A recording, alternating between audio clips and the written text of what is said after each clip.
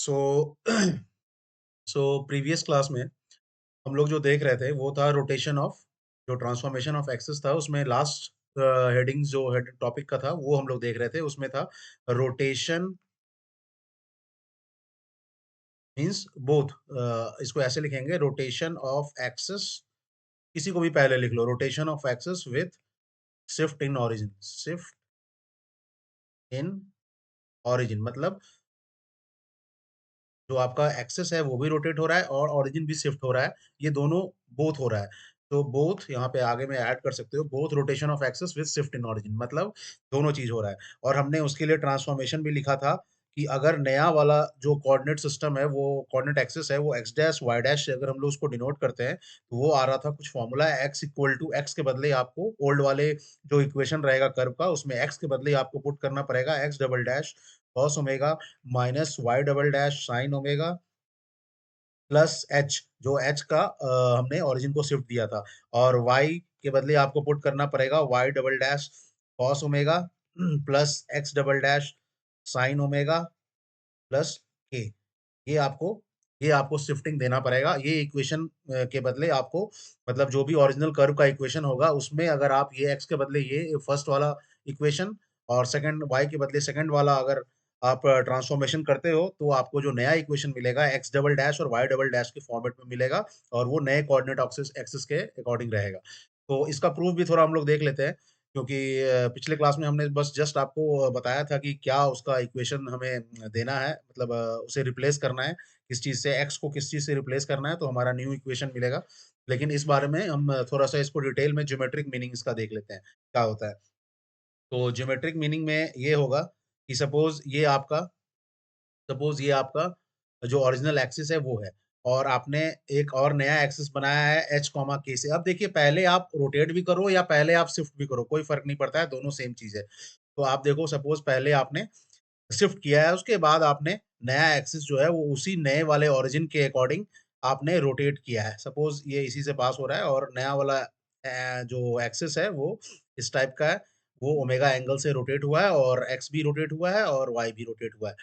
तो हम लोग देखेंगे इसमें सभी को नेमिंग कर देते हैं कि ये वाला ओरिजिनल एक्सिस था आपका एक्स और वाई ये था आपका सेकेंड एक्सिस एक्स डैश और वाई डैश और ये था आपका आफ्टर रोटेशन ये तो शिफ्टिंग वाला एक्सिस हो गया जो हमने ओरिजिन को शिफ्ट किया था 0 0 से एच कॉमा के पे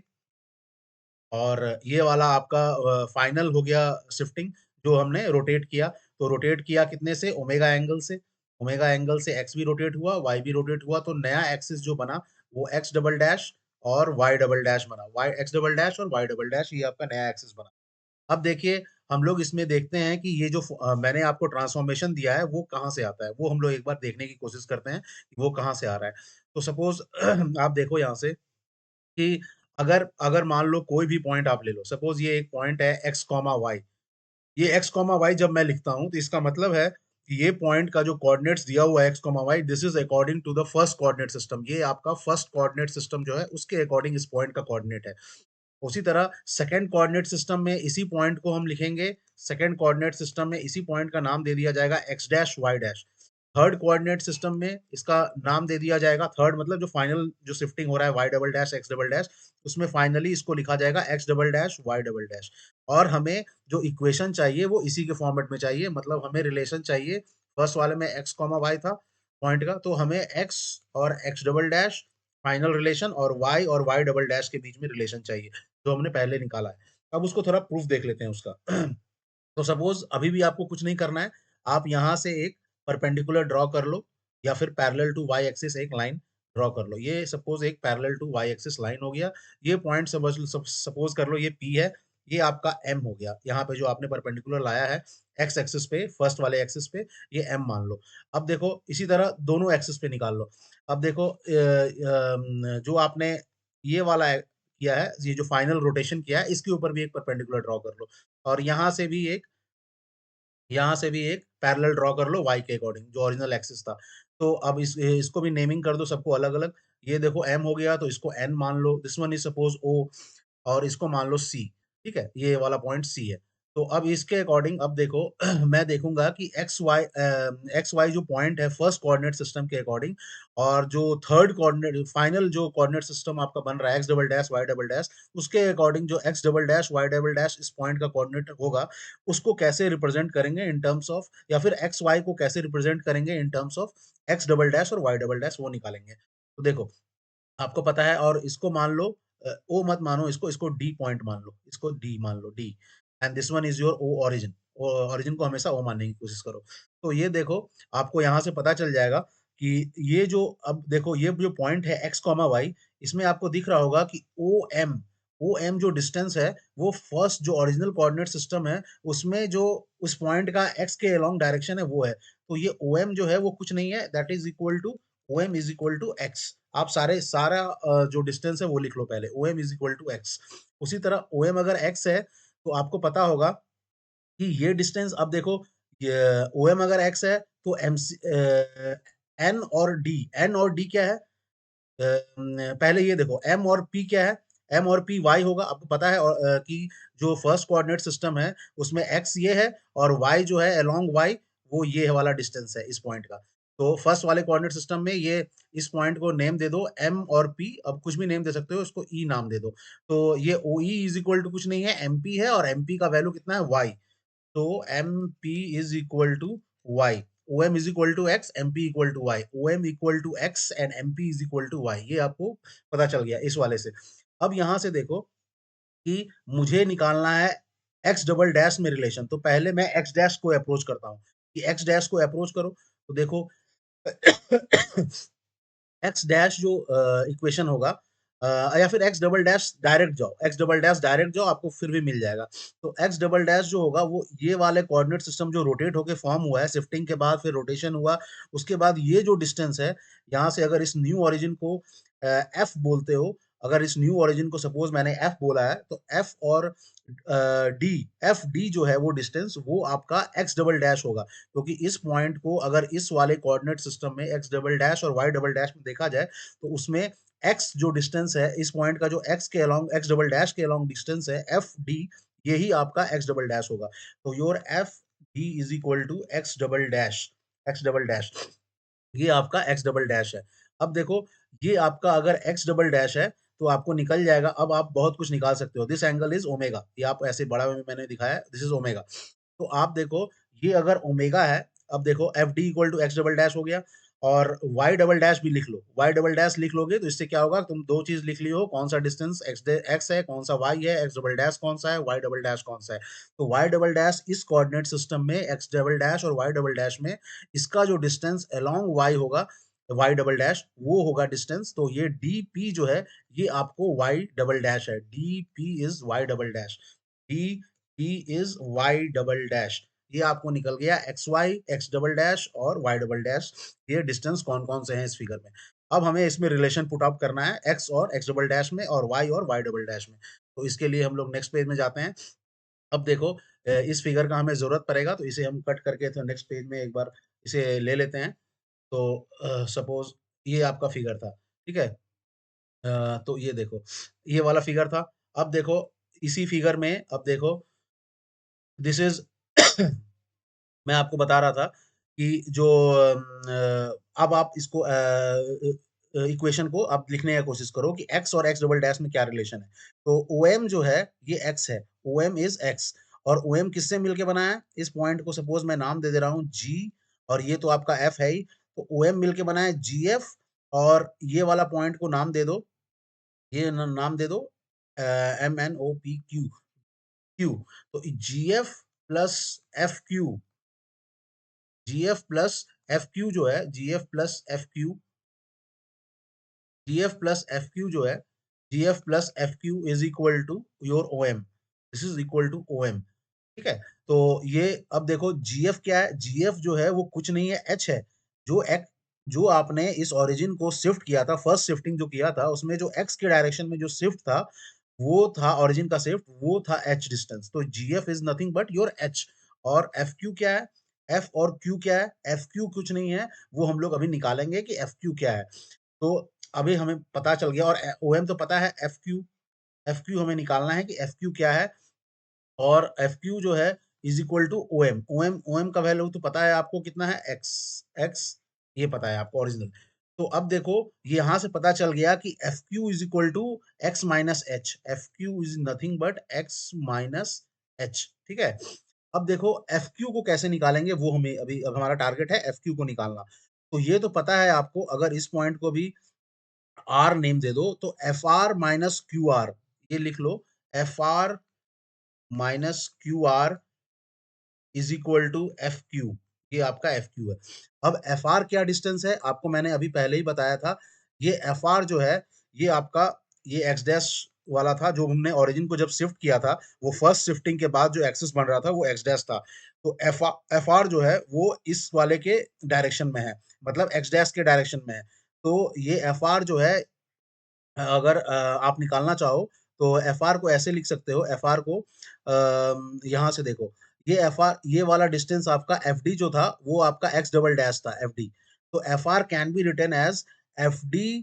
कॉस ऑफ ओमेगा। आप लिख लो, F R can be written as F D cos of omega. ये यहाँ से देख लो, एफ डी जो डिस्टेंस है, इसका जो कॉस हम लेंगे ये 90 डिग्री है, और ये 90 डिग्री है, और इसका जो हम कॉस लेंगे तो ये हमें एफ आर दे देगा, एफ डी कॉस ओमेगा आ गया, माइनस क्यू आर। अब ये क्यू आर जो डिस्टेंस है वो सी डी के बराबर है। This is equal to C D and this is equal to F Q. अब सी डी क्या डिस्टेंस है, ये तो आपका वाई डबल डैश मैंने बता दिया था कि D P is equal to Y double dash, और ये एंगल ओमेगा होगा। आप देख सकते हो जो एंगल का जो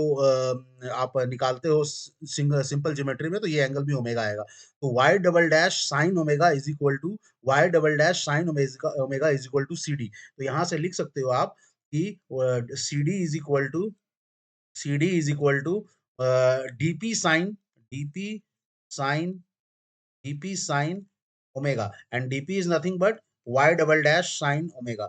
तो यहां से लिख सकते हो C D is equal to, C D is equal to what, y double dash sin omega. And F D जो क्या था, x डबल डैश था, आपको पता ही है, मैंने प्रीवियस पेज में आप देख लीजिए, F D is equal to double X double dash और DP equal to Y double dash. तो यहाँ से आपको दिख रहा है कि this is X double dash cos omega minus Y double dash sine omega is equal to F Q, और एफ क्यू का वैल्यू कितना है, X minus H, X minus H. तो इसको मैं एक्चुअली नेक्स्ट पेज में लिख देता हूँ, क्योंकि ये इमेज के कारण ये थोड़ा शेड हो जाता है इसका। तो इसको मैं फिर से नेक्स्ट पेज में लिख दे रहा हूँ, तो कट करके।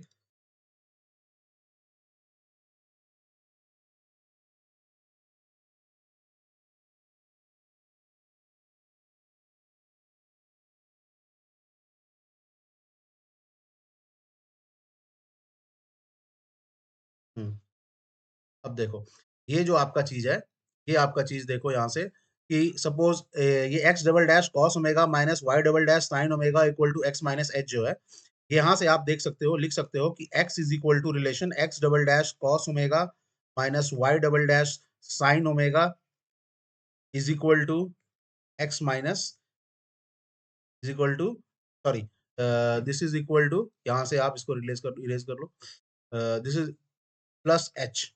देखो ये जब उधर जाएगा तो प्लस एच बन जाएगा, तो x equal to this thing. तो यही तो हमने ट्रांसफॉर्मेशन पहले भी बताया था कि x को अगर x डबल डैश और y डबल डैश की फॉर्मेट में लिखना है तो हमें ये शिफ्टिंग देना पड़ेगा। सिमिलरली अब ज्योमेट्री भी आपको मैंने बता दिया कि किस तरीके से ज्योमेट्री से आता है ये चीज। अब देखिए सिमिलरली आप ज्योमेट्री से ये भी देख सकते हो, खुद से करने का ट्राई करो, y equal to Y double dash cos omega, y double dash cos omega plus x double dash sine omega plus k, ठीक है। तो this one is transformation for y. अगर आप ये एक्स वाई पुट कर देते हो किसी भी कर्व में जो एक्स वाई के फॉर्म में लिखा हुआ है, तो आपको x double dash y double dash के फॉर्मेट में आपको एक न्यू इक्वेशन मिल जाएगा। तो ये हो गया फॉर रोटेशन ऑफ एक्सिस। अब हम लोग इसमें एक प्रॉब्लम देखते हैं जिसमें कि दोनों शिफ्टिंग करते हैं, और हमें, मैं कोशिश करूंगा कि जो मैंने पहले प्रॉब्लम लिया था शिफ्टिंग ऑफ ओरिजिन के लिए अलग और रोटेशन ऑफ एक्सिस के लिए अलग, तो जब कंबाइंड, जब दोनों शिफ्टिंग और रोटेशन करेंगे, उसके लिए जो इक्वेशन है वो दोनों का मिला हुआ इक्वेशन मिले, यही तो प्रूव करना है। क्योंकि इसमें भी देखो, रोटेशन वाला जो फॉर्मूला था प्लस शिफ्टिंग वाला फॉर्मूला जो था, वो दोनों ऐड होके और टोटल फॉर्मूला हमें मिल रहा है। तो ये हम देख लेते हैं एक बार।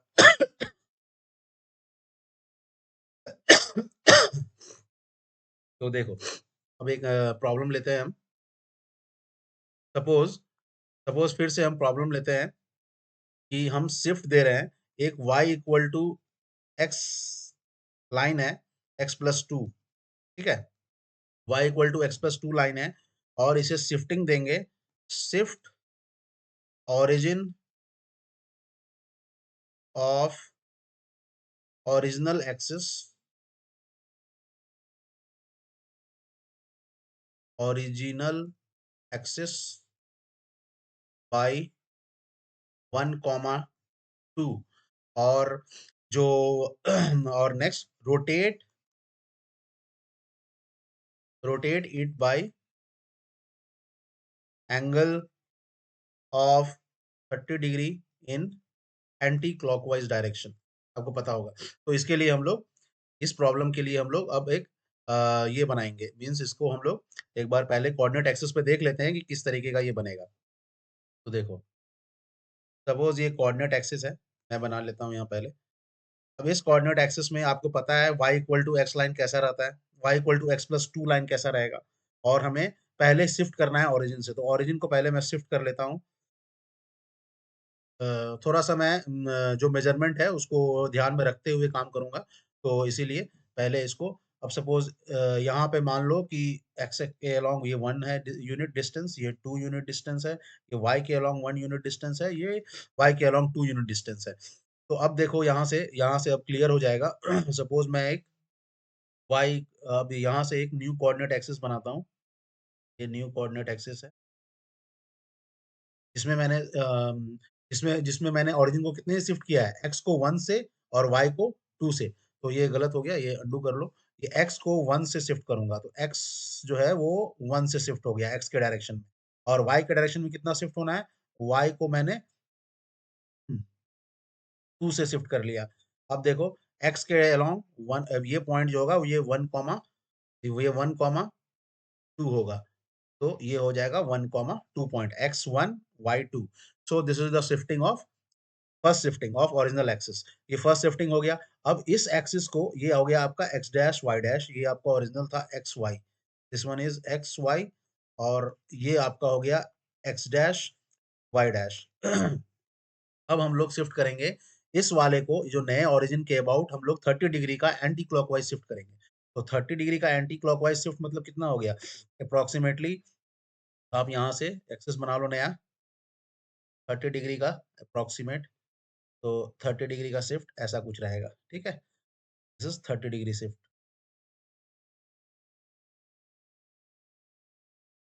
ठीक है, तो ये 30 डिग्री का शिफ्ट हो गया। अब देखो, अब हमें नया कोऑर्डिनेट सिस्टम जो मिलेगा वो ऐसा मिलेगा, 90 डिग्री एंगल, ये तो 90 डिग्री नहीं बन रहा है, इसको इसके अक्रॉस 90 डिग्री बनाना है। तो ये 90 डिग्री हो गया, ये भी एंगल 30 डिग्री होगा, तो this angle is also 30 degree, this angle is also 30 degree. दोनों एंगल जो है 30 डिग्री है। ये नया कोऑर्डिनेट सिस्टम है एक्स डबल डैश, और ये वाला है, ये वाला है y double dash, y double dash, ये वाला जो लाइन है, ये वाई डबल डैश, ये ओरिजिनल था एक्स एक्स वाई, ये उसके बाद ओरिजिन की शिफ्टिंग के बाद वाई डैश, और ये जो है फाइनल वाई डबल डैश, ठीक है। तो ये आपका आ गया। अब हमें देखना है कि जो line y equal to x plus two था, y equal to x plus two line जो था, उसका हम लोग, उसको हम लोग कैसे लिखेंगे न्यू कोऑर्डिनेट सिस्टम में। तो आपको पता है, आप यहाँ से लिख सकते हो कि पहले x के लिए लिख लो, पहले x के लिए लिख लो कि x is equal to x double dash cos of, because जो रोटेशन हुआ है वो कितने एंगल से हुआ है, 30 डिग्री से, x double dash cos omega minus Y double dash sine omega plus h, और एक्स का डायरेक्शन में शिफ्ट कितना हुआ था, 1। अच्छा, y के लिए क्या लिखोगे, y double dash cos omega plus x double dash sine omega plus के डायरेक्शन में, वाई के डायरेक्शन में कितना शिफ्ट हुआ था, 2। तो ये फाइनल जो शिफ्टिंग है, ये आपको लिखना पड़ेगा उस स्ट्रेट लाइन के इक्वेशन में, तब आपको नया मिलेगा। मैं उसका ज्योमेट्रिक मीनिंग बताऊंगा, पहले आप फाइनल डिराइव कर लो। तो आपका इक्वेशन क्या था, आप इक्वेशन देख लो एक बार, y equal to x plus two. तो y equal to x plus two में आपको ये चीज पुट करना है। तो अगर आप ये पुट करते हो, तो इसको पहले लिख ले सिंप्लीफाई करके कि क्या है ट्रांसफॉर्मेशन, x इक्वल टू, इसको लिखेंगे x double dash cos 30 degree is √3/2 minus Y double dash, this is 1/2 plus 1, y is equal to y double dash √3/2 plus x double dash 1/2 plus 2। तो ये आपका फाइनली जो आ जाएगा x इज इक्वल टू आ जाएगा √3 - 1, नहीं नहीं, ये आ जाएगा √3 - 1, इसको ऐसे करेंगे, अ,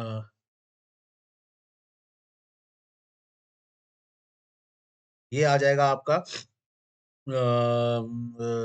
ये सिंपली इसी तरह रखना है आपको। और x इक्वल टू इतना आ गया,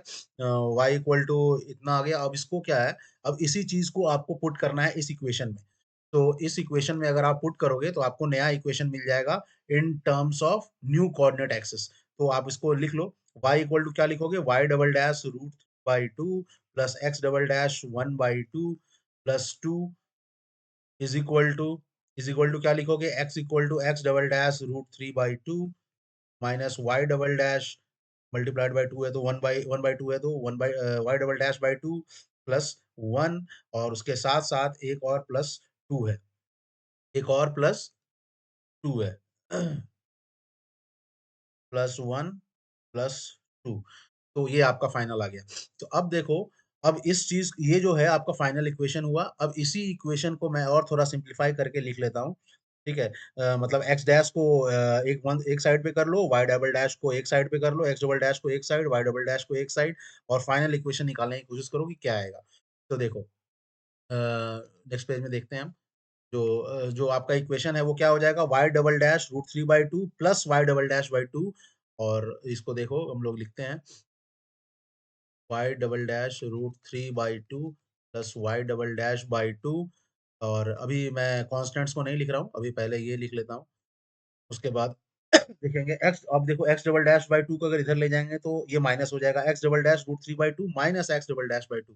तो ये आ जाएगा x double dash √3/2 minus x double dash by 2। ठीक है, ये आ गया। अब देखो, अब ये कांस्टेंट जो है, ये 2 और 2 दोनों साइड कैंसिल हो जाएगा, 2 - 2 0 हो जाएगा अगर ये दूसरे साइड जाएगा तो, और बचेगा +1 ऑन एक्स साइड। तो ये आपका +1, ये आपका फाइनल इक्वेशन आ गया। इसको अगर सिंप्लीफाई लिख करके लिखोगे तो ये हो जाएगा √3 + 1 into y double dash is equal to √3 - 1 into x double dash. और एलसीएम में 2 है अगर लोगे तो ये भी 2 बन जाएगा, ये आ जाएगा +2।